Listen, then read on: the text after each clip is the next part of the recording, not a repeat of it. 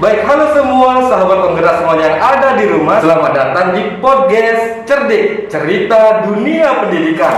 Nah, pada pertemuan kali ini, pada video kali ini, saya sedang bersama dengan seseorang yang sangat hebat dari SD Negeri 12 Daopuri. Siapakah beliau? Ini dia, Ibu Amrita Widiase.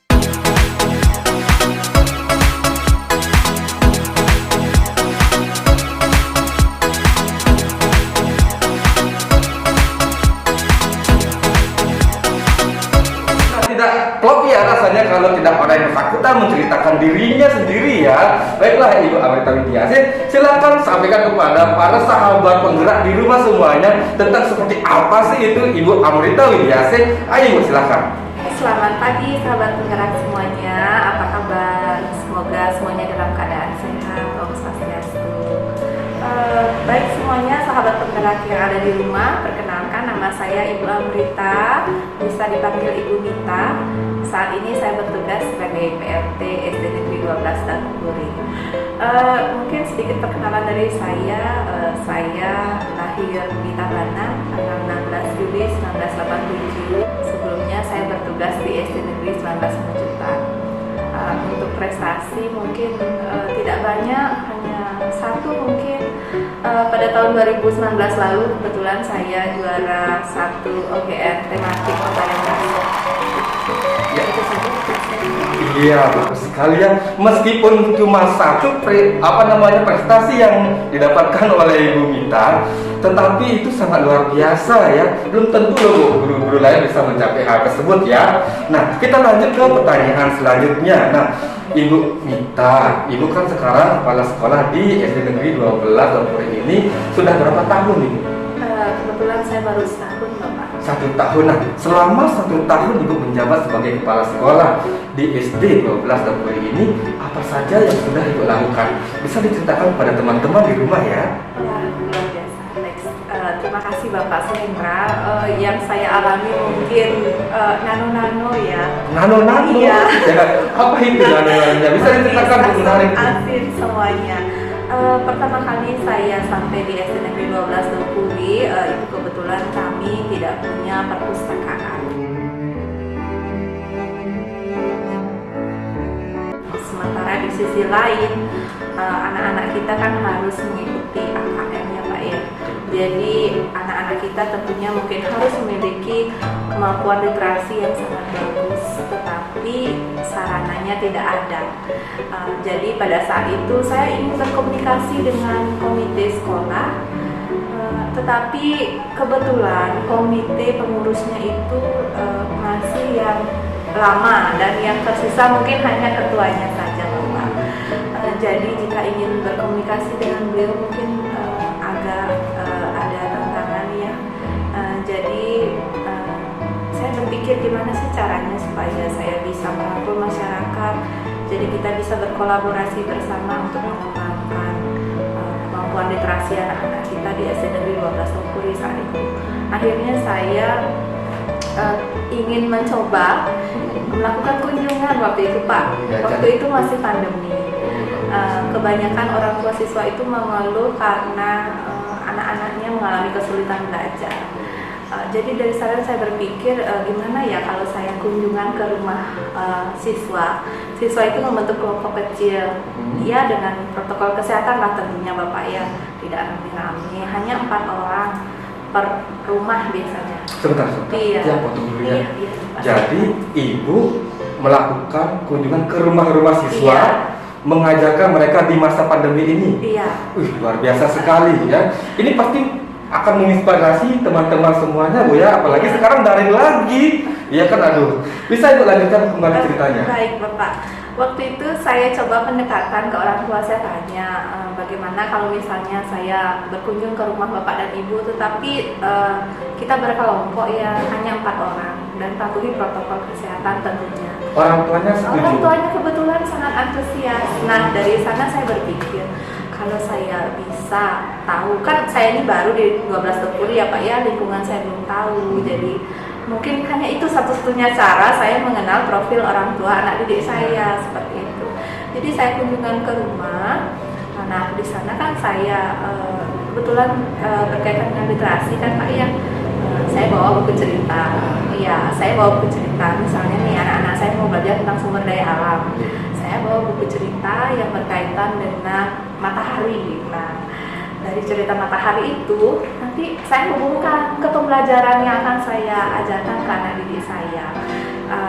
Itu kebetulan di sekolah pengembangan programnya namanya Si Cantik. Si Cantik, Iya. apa itu Si Cantik? Si Bisa Cantik itu diceritakan? simak cerita anak tematik. Simak cerita anak tematik. Iya. Luar biasa sekali Bu ya.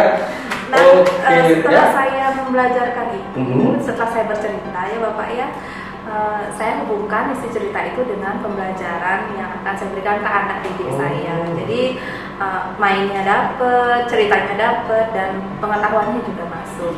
Nah setelah itu saya punya kesempatan Pak, saya ngobrol bersama ibu-ibu orang tua siswa. Jadi dari sana saya tahu harapan orang tua itu sepertinya gimana, bagaimana dengan sekolah ke depannya.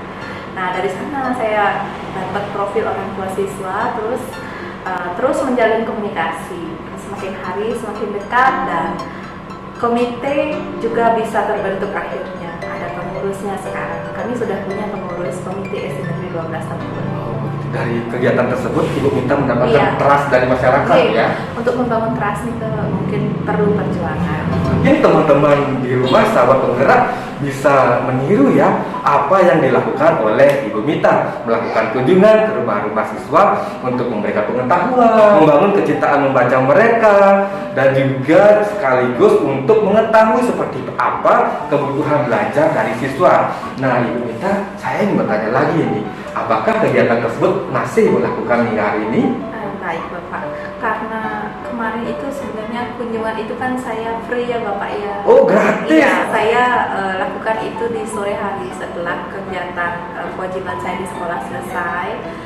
Mungkin saat teman-teman saya libur waktu itu saya sisihkan waktu untuk berkunjung ke rumah orang tua siswa tanpa memungut bayaran ya Bapak ya.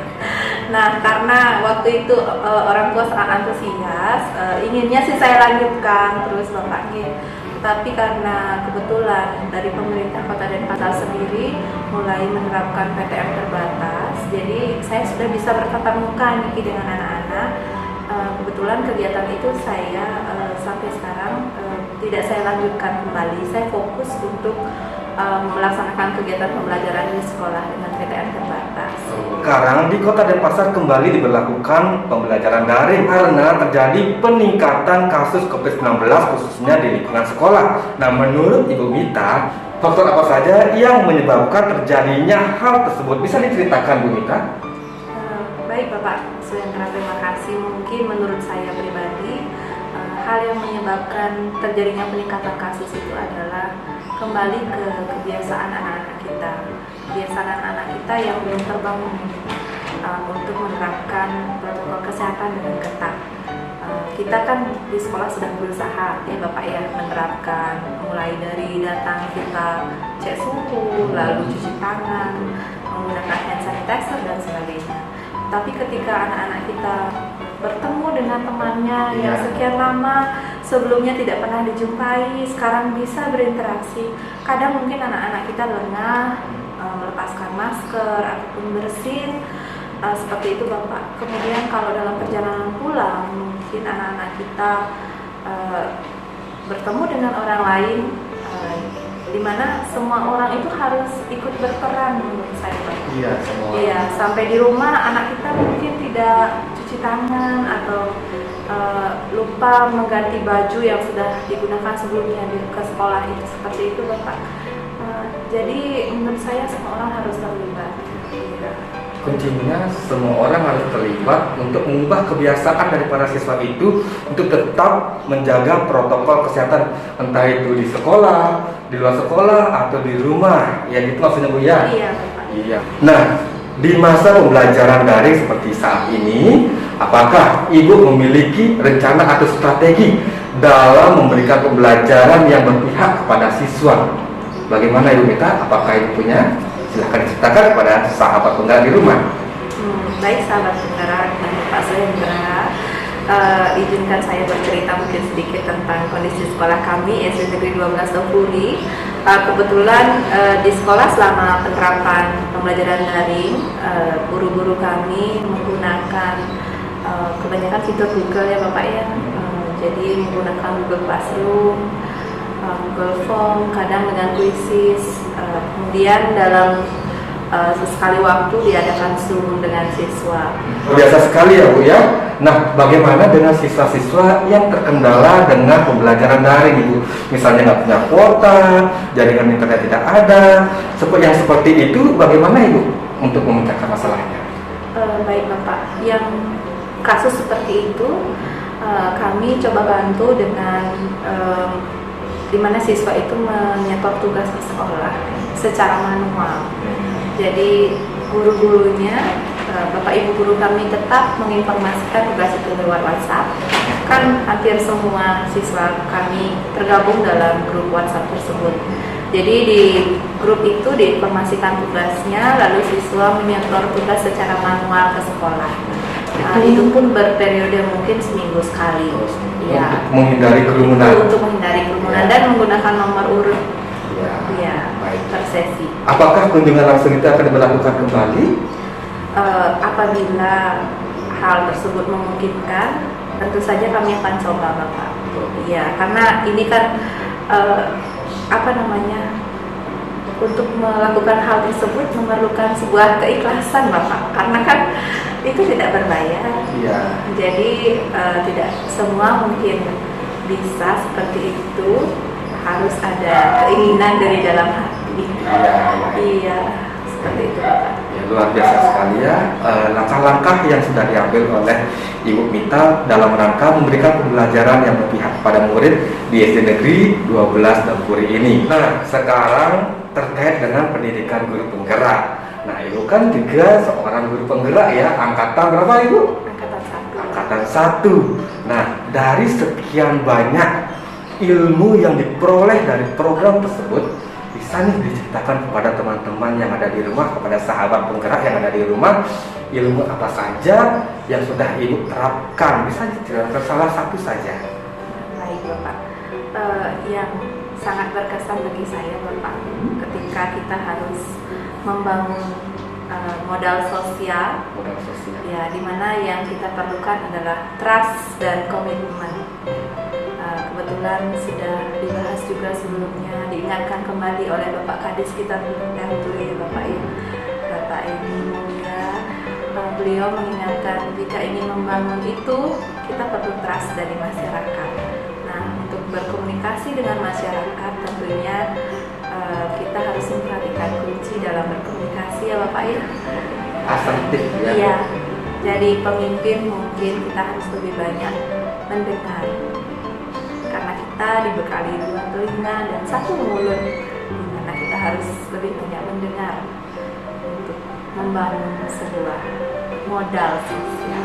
Ya, luar biasa sekali Bu ya, itu adalah pengalaman berkesan yang berkaitan dengan penerapan ilmu yang diperoleh dari pendidikan guru penggerak. Nah, selanjutnya Ibu Mita, saya dari tadi sangat penasaran sekali seperti apa ekosistem pendidikan yang ada di sekolah Ibu ini. Nah, maka Ibu berkenan untuk mengajak saya berkeliling-keliling sekolah ini untuk melihat apa saja yang ada di sekolahnya Ibu Mita ya. Pasti teman-teman di rumah sahabat penggerak penasaran apa saja aset-aset yang dimiliki oleh Ibu Mita dalam memberikan pembelajaran yang berpihak kepada murid. Sudah siap Bu ya?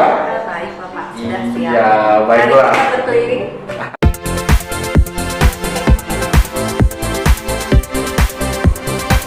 Wow, luar biasa sekali ya lukisan di belakang ini. Saya pikir ini adalah pemandangan sungguhan ya. Ternyata ini sebuah lukisan yang berada di sebuah perpustakaan. Wah, pasti anak-anak sangat menikmati sekali membaca buku di ruangan ini. Ya, tentunya ini pasti ide dari kepala sekolah yang luar biasa kita ya. Iya, baiklah Ibu Mita, ini kan perpustakaan yang ada di sekolah Ibu. Bisa diceritakan Ibu sedikit tentang perpustakaan yang sangat elok ini? Baik Bapak, awalnya saya membuat perpustakaan ini dulu ruangan ini adalah ruangan guru, karena kita sekarang memerlukan penerapan AKM itu kan harus didukung dengan kemampuan literasi anak-anak kita yang bagus. Nah, kalau sarana itu yang diperlukan kan tentunya perpustakaan harus kita miliki ya Bapak ya untuk menemukan minat baca siswa. Jadi saya itu dari bulan Januari itu mulai berbenah dengan perpustakaan ini. Sedikit demi sedikit Bapak dicicil karena sekolah kami kecil, jadi kami harus menjalin kerjasama tentunya ya Bapak ya, kerjasama dengan pihak lain. Namun dalam kurun waktu tertentu saya belum menemukan pihak yang mau bekerja sama. Akhirnya di bulan Juli itu kami bertemu dengan YLAI, Yayasan Literasi Anak Indonesia, dan yayasan tersebutlah yang memberikan bantuan kepada sekolah kami untuk pengelolaan perpustakaan Bapak. Dan tahap ini masih dalam tahap pengembangan. Saat ini belum selesai, masih dalam pengembangan. Iya, baru pengembangan aja sudah bagus ya. Apalagi kalau sudah selesai bisa dibayangkan ya nanti betapa bagusnya ruangan perpustakaan ini ya. Apa motivasi Ibu? Kenapa Ibu bisa punya ide untuk membuat perpustakaan yang cantik Ibu? Iya Bapak, motivasinya mungkin saya tertarik dengan literasi dari awal saya bertemu dengan salah seorang guru saya. Siapa itu Ibu? Saat ini beliau sudah almarhum. Namanya Ibu Prof. Abu Marheni. Kebetulan beliau sangat mencintai dunia literasi dan selalu mengingatkan kami sebagai pendidik untuk mengutamakan kegiatan literasi karena literasi itu sangat penting untuk anak didik kita.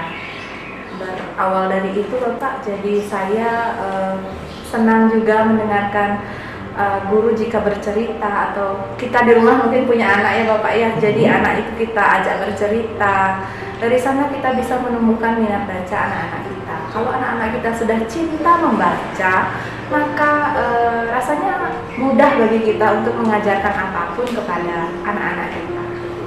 Luar biasa sekali ya. Itulah yang menyebabkan Ibu Mita memiliki inspirasi mengapa beliau menciptakan perpustakaan yang bagus. Tentunya ini supaya anak-anak lebih berminat lagi ya dalam membaca ya. Luar biasa, sangat memperhatikan kebutuhan dari para siswanya yang ada di sekolah. Dan tentunya ini pasti ditularkan pada guru-guru yang ada di sekolah Bu ya. Iya Bapak. Iya, pastinya guru-guru di SD 12 adalah guru-guru yang cinta membaca ya. Nah, Ibu Mita, ini kan baru sebagian saja tampilan dari perpustakaan Ibu. Bisa dong tunjukkan kepada teman-teman di rumah, sahabat penggerak di rumah, seperti apa bagian-bagian lainnya Bu ya?